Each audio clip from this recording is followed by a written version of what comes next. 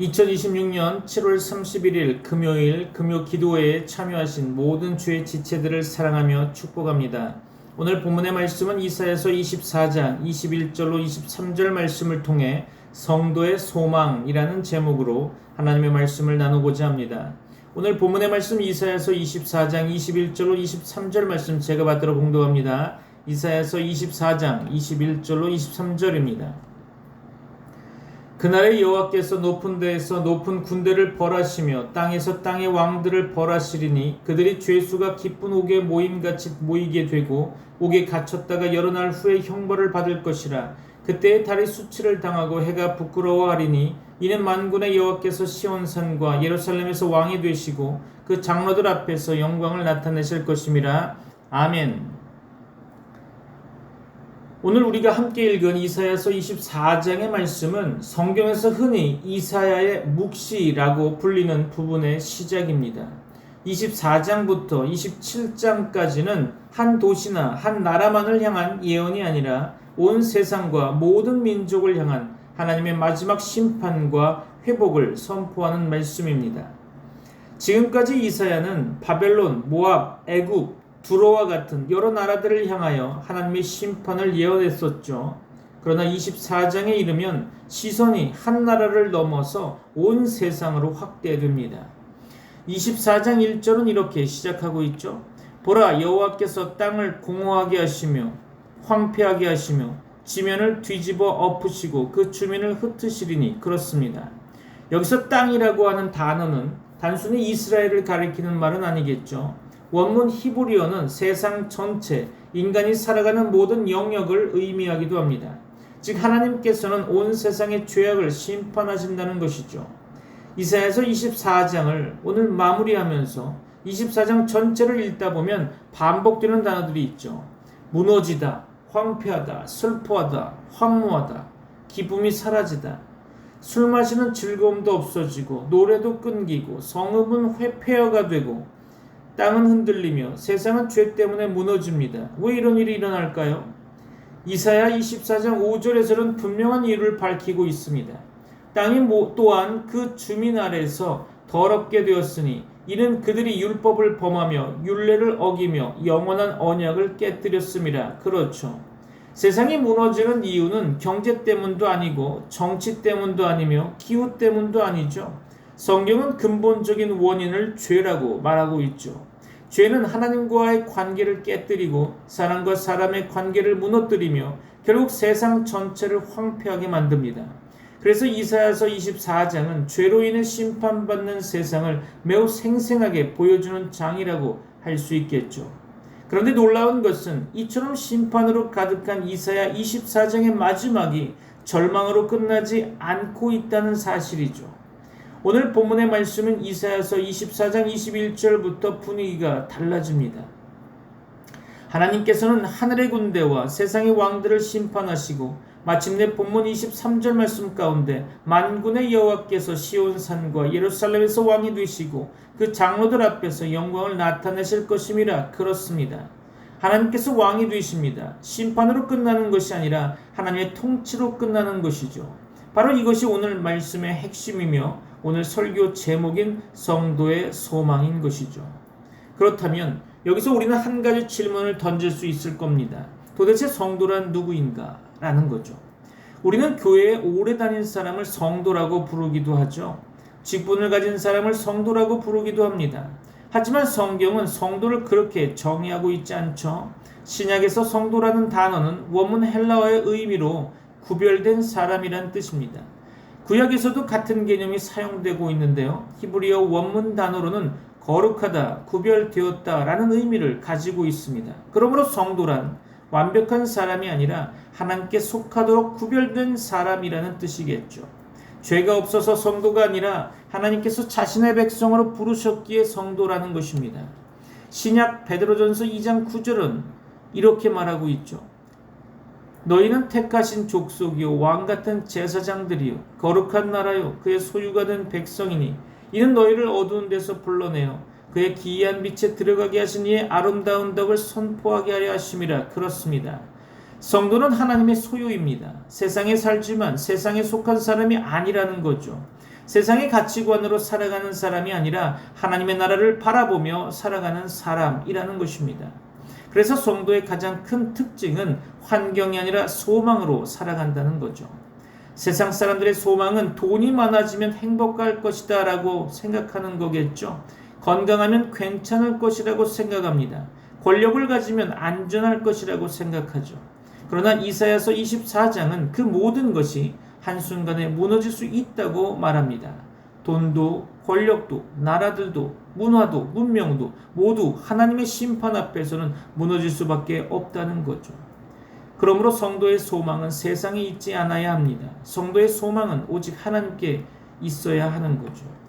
세상은 흔들려도 하나님의 나라는 흔들리지 않습니다. 세상의 왕은 바뀌지만 하나님의 통치는 영원합니다. 세상의 영광은 사라지지만 하나님의 영광은 영원합니다. 그래서 성도는 절망 가운데서도 희망을 노래할 수 있어야 하는 거죠. 눈에 보이는 현실은 어두워 보여도 믿음의 눈은 하나님의 나라를 바라보기 때문입니다. 오늘 본문은 바로 그 소망을 우리에게 보여주고 있는 거죠. 심판 이후에도 남아있는 하나님의 나라, 영원히 왕 되시는 하나님, 그리고 그 하나님을 바라보는 백성들의 소망. 그렇죠. 이제 본문을 통해서 하나님께서 성도들에게 주시는 참된 소망이 무엇인지 함께 살펴보고자 합니다. 오늘 본문인 이사야서 24장의 마지막 세 구절은 성경 전체를 바라볼 수 있는 놀라운 창문과 같다고 생각됩니다. 앞부분에서는 온 세상이 죄 때문에 무너졌었죠. 사람들의 기쁨은 사라졌고 열방은 심판을 받았으며 땅은 술 취한 사람처럼 흔들렸다는 것입니다. 그렇죠. 그런데 하나님은 심판으로 이야기를 끝내고 있지 않으시죠? 오늘 본문은 심판 이후에 무엇이 남는지를 보여주고 있는 것입니다. 그리고 그것이 바로 성도의 소망인 거죠. 오늘 본문을 통해 몇 가지를 살펴보고자 합니다. 첫째로 살펴볼 것은 하나님은 모든 악의 세력을 반드시 심판하신다는 것입니다. 오늘 본문의 말씀 21절은 이렇게 말씀하고 있죠. 그날의 여호와께서 높은 데에서 높은 군대를 벌하시며 땅에서 땅의 왕들을 벌하시리니. 그렇습니다. 여기서 먼저 눈에 들어오는 표현이 있죠. 그날이라는 뜻입니다. 그날이라는 단어입니다. 구약에서의 그날은 단순한 하루를 의미하지 않습니다. 하나님께서 역사의 주권자로 개입하시는 결정적인 날, 곧 여호와의 날을 의미하는 거죠. 선지서 전체에서 이 표현은 하나님의 공의로운 심판과 구원의 완성을 동시에 가리키는 단어라고 볼 수 있습니다. 그런데 이 말씀 가운데 매우 흥미로운 표현이 등장하고 있죠. 높은 데에서 높은 군대를 벌하시며. 그렇습니다.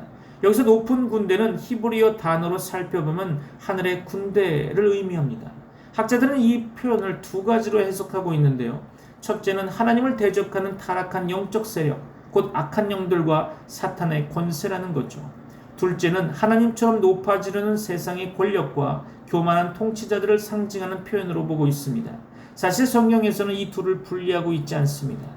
다니엘서를 보면 나라 뒤에는 영적 권세가 있고, 신약에서도 바울은 우리의 싸움은 혈과 육이 아니라 통치자들과 권세들과 이 어둠의 세상 주관자들이라고 말하고 있죠. 즉 세상의 악한 권력 뒤에는 하나님을 대적하는 영적 세력이 존재한다는 것입니다. 그러므로 하나님은 인간만 심판하지 않으신다는 거죠. 악을 조종하는 모든 영적 권세까지 심판하십니다. 이것이 성도의 첫 번째 소망이라는 거죠. 우리가 보는 세상이 불공평해 보여도, 악이 승리하는 것처럼 보여도 하나님은 모든 것을 알고 계시며 반드시 심판하십니다. 오늘 세상에는 정의가 무너지는 것처럼 보이곤 합니다. 거짓이 진실을 이기는 것처럼 보이기도 하죠. 그러나 성경은 분명히 말하고 있습니다. 하나님의 심판은 반드시 있다라는 거죠. 둘째로 살펴볼 것은 하나님은 모든 권세를 완전히 무너뜨리신다는 것입니다. 오늘 본문의 말씀 22절은 계속 이어지고 있습니다. 그들이 죄수가 깊은 옥에 모임같이 모이게 되고 옥에 갇혔다가 여러 날 후에 형벌을 받을 것이라. 그렇습니다. 이 말씀은 당시 전쟁의 모습을 배경으로 삼고 있습니다. 전쟁에서 패한 왕들은 깊은 구덩이에 가두어졌죠. 승리한 왕은 패배한 왕을 감옥에 놓고 자신의 승리를 온 세상에 선포했던 것입니다. 하나님께서는 바로 그 장면을 사용하고 계신 거죠. 세상을 지배하던 권세들이 결국 하나님 앞에서는 죄수에 불과하다는 것입니다. 여기서 여러 날 후에라는 표현은 매우 의미심장한데요. 이것은 단순히 시간이 지난다는 의미가 아닙니다. 하나님의 심판이 최종적으로 완성될 종말을 암시하고 있는 거죠. 이 말씀은 신약의 요한계시록 20장과 매우 유사하게 보입니다.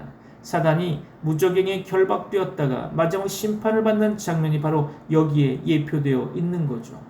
이 때문에 많은 구약학자들은 이사야 24장을 구약의 작은 요한계시록이라고 부르기도 합니다.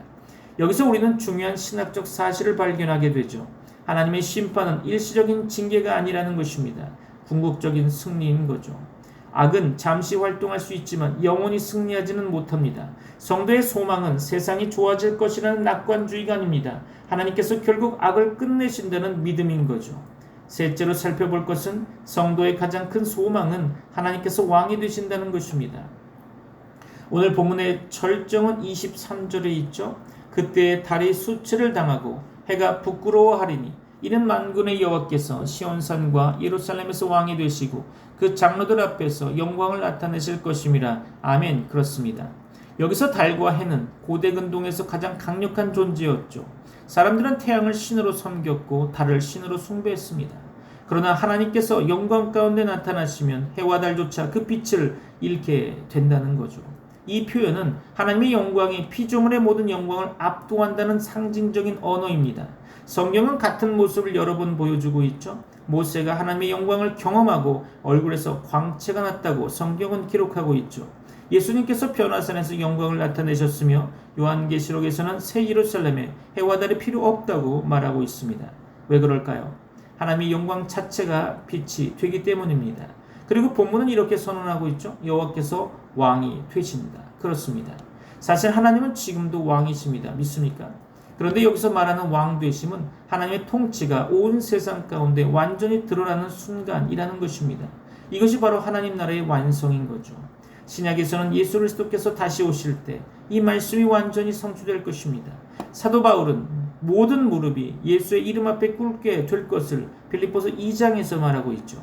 사도 요한은 세상 나라가 우리 주와 그의 그리스도의 나라가 되었다라고 선포합니다. 결국 성도의 소망은 천국이라는 장소만은 아니죠. 하나님께서 영원히 왕이 되시는 세상이라는 것입니다. 죄가 끝나고 사망이 끝나고 눈물이 끝나고 악이 끝나고 오직 하나님의 통치만 남는 나라, 바로 그것이죠. 사랑하는 성도 여러분, 우리는 여전히 흔들리는 세상을 살아가고 있습니다.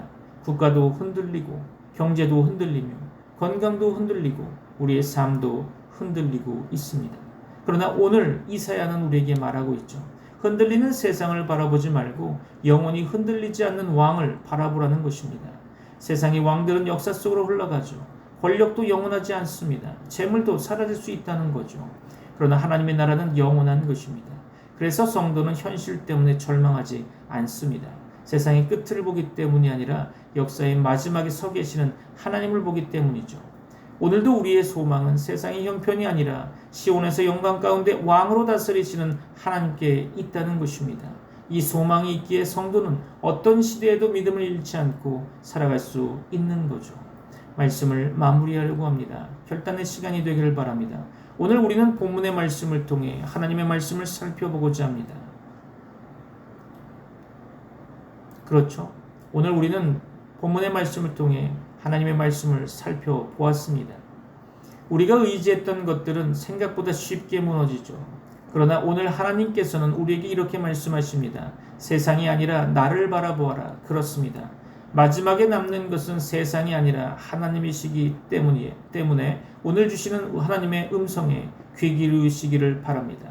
마지막에 남는 것은 권력이 아닙니다. 돈도 아니죠. 명예도 아닙니다. 오직 하나님 나라만 영원한 것입니다. 그래서 성도의 소망은 세상이 아니라 하나님인 것이죠. 그렇다면 우리는 어떤 삶을 살아야 하겠습니까? 첫째로 흔들리는 세상보다 흔들리지 않는 하나님을 바라보며 우리에게 주어진 삶을 살아 나아가야 할 것입니다. 우리의 마음은 너무 쉽게 현실에 빼앗기게 되죠. 뉴스를 보면 걱정이 생기고 경제를 보면 불안해지며 질병을 만나면 두려워집니다. 베드로도 예수님을 바라볼 때에는 물 위를 걸어 다녔습니다. 그러나 바람을 바라보는 순간 물에 빠지게 되었죠. 우리도 마찬가지 아닐까요? 세상을 바라보면 두려움이 커지고 주님을 바라보면 믿음이 커지게 됩니다. 그러므로 우리의 시선을 하나님께 두어야 하는 거죠.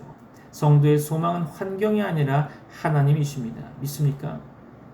둘째로 하나님의 나라를 소망하며 거룩한 삶을 살아가야 할 것입니다. 성도는 세상에 살지만 세상에 속한 사람이 아닙니다. 우리는 하나님 나라의 시민이죠. 그렇다면 우리의 가치관도 달라야 할 것입니다. 세상은 더 많이 가지라고 말하지만 하나님은 더 많이 나누라고 말씀하십니다. 세상은 성공을 추구하지만 하나님은 충성을 원하십니다. 세상은 높아지라고 말하지만 예수님은 낮아지라고 말씀하시죠. 왜 그럴까요? 우리가 바라보는 나라가 다르기 때문입니다. 우리는 영원한 하나님 나라를 기다리는 사람들입니다. 믿습니까?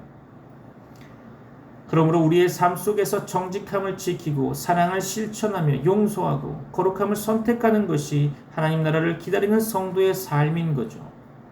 그렇죠? 셋째로 어떤 상황 속에서도 소망을 잃지 말아야 한다는 것입니다. 혹시 지금 삶이 힘드십니까? 기도해도 응답이 없는 것처럼 느껴지십니까? 앞이 보이지 않습니까?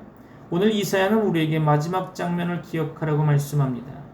성경은 처음보다 마지막이 중요하죠. 우리 인생도 마지막은 하나님께서 쓰실 것입니다. 요한계시록은 눈물로 끝나지 않습니다. 새하늘과 새 땅으로 끝나고 있죠. 십자가도 무덤으로 끝나지 않았습니다. 부활로 끝났던 것이죠. 이사야 24장도 심판으로 끝나고 있지 않습니다. 하나님께서 왕이 되시는 영광으로 끝나게 되고 있죠. 그러므로 성도는 오늘 눈물을 흘릴 수 있지만 절망하지는 않아야 한다는 것입니다. 고난은 영원하지 않죠? 눈물도 영원하지 않습니다. 하나님의 통치가 우리의 마지막인 것입니다. 사랑하는 성도 여러분, 오늘 설교의 제목은 성도의 소망입니다. 성도의 소망은 세상이 좋아지는 데 있지 않다는 거죠. 우리의 소망은 하나님께서 다시 오셔서 완전한 왕으로 이 땅을 다스리시는 그날에 있다는 거죠. 그날에는 모든 죄가 끝날 것입니다. 모든 악이 끝나겠죠. 모든 눈물이 끝날 것입니다. 사망도 끝나는 거죠. 그리고 하나님의 영광만이 온 세상을 가득 채울 것입니다. 그러므로 오늘도 흔들리는 세상 속에서 흔들리지 않는 믿음을 가지시기 바랍니다. 눈앞의 현실보다 하나님의 약속을 붙드시기 바랍니다. 오늘의 고난보다 영원한 하나님 나라를 바라보시기 바랍니다. 그리고 하나님께서 왕 되시는 그날을 기다리며 매일의 삶 속에서 그분의 통치에 순종하는 성도가 되시기를 바랍니다. 마지막으로 사도 바울의 고백을 우리의 고백으로 삼기를 원합니다. 우리의 시민권은 하늘에 있는지라 거기로부터 구원하는 자 곧 주 예수 그리스도를 기다리노니 그렇습니다. 사랑하는 성도 여러분, 세상은 변합니다. 우리의 환경도 변하죠. 그러나 우리의 왕이신 하나님은 영원히 변하지 않으십니다. 믿습니까? 그러므로 성도의 소망은 결코 사라지지 않는 것입니다. 그 소망을 붙들고 오늘도 믿음으로 살아가는 저와 여러분 되시기를 주 예수 그리스도의 이름으로 축원합니다. 기도하겠습니다. 지금은 우리 주 예수 그리스도의 은혜와 하나님의 사랑과 성령님의 교통하심이 트리니티 미라클 교회 모든 권속들과 세계 교회 위에 이제부터 영원까지 함께 있을지어다. 아멘.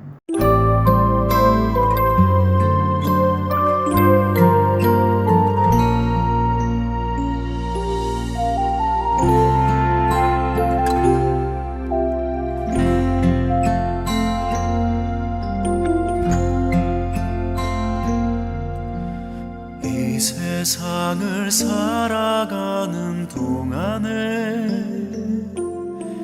나의 힘을 의지할 수 없으니 기도하고 낙심하지 말 것은 주께서 참 소망이 되심이라. 주의 길을 걸어가는 동안에 세상의 것 의지할 수 없으니 감사하고 낙심하지 말 것은 주께서 참 기쁨이 되심이라. 하나님의 꿈이 비전이 되고 예수님의 성품이 나의 인격이 되고 성령님의 권능이 나의 능력이 되길 원하고 바라고 기도합니다.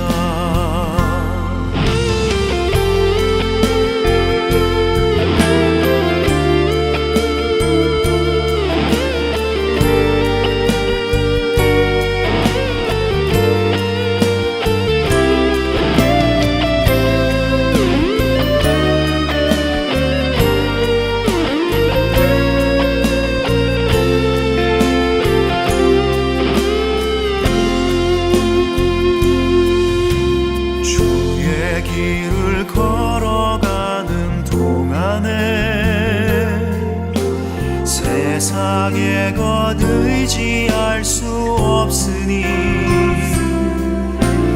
감사하고 낙심하지 말 것을 주께서 참 기쁨이 되심이라. 하나님의 꿈이 나의 비전이 되고 예수님의 성품이 나의 인격이 되고 성령님의 권능이 나의 능력이 되길 원하고 바라고 기도합니다.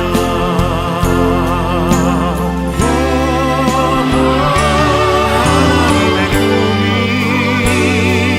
나의 비전이 되고 예수님의 성품이 나의 인격이 되고 성령님의 권능이 나의 능력이 되길 원하고 바라고 기도합니다. 성령님의 권능이 나의 능력이 되길 원하고 바라고 기도합니다.